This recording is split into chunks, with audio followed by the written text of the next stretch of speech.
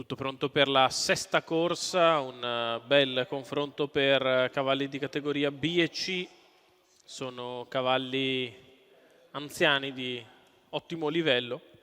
L'1 Diva Indal, Antonio Di Nardo, 2 Excelon Indal, Edoardo Baldi, 3 Dylan Dog Font, Andrea Farolfi, 4 Chaos, Alessandro Gocciadoro, 5 Charma, VP dell'Annunziata, 6 Emiro Clemar, Vincenzo Luongo. Partiti.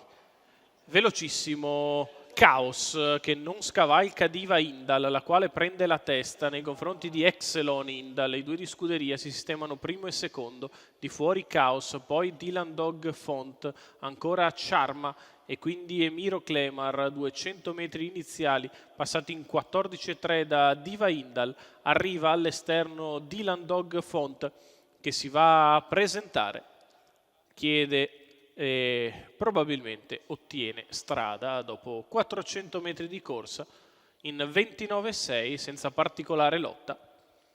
E così Dylan Dog Font al comando senza strappare, Diva Indal è seconda, di fuori c'è Emiro Clemar, poi Excelon Indal, Chaos, mentre alla retroguardia è Charma.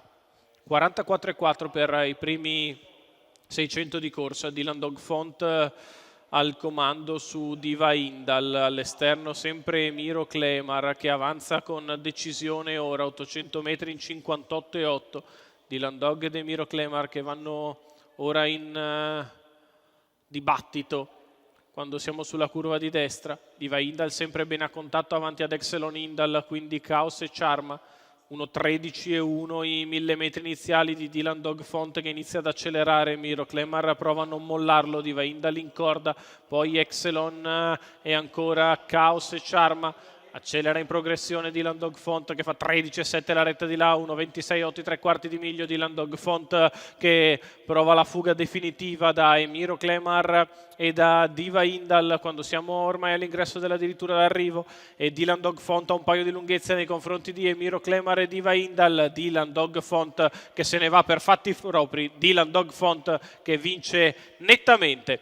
Al secondo è Emiro Clemar, al terzo posto finisce Charma.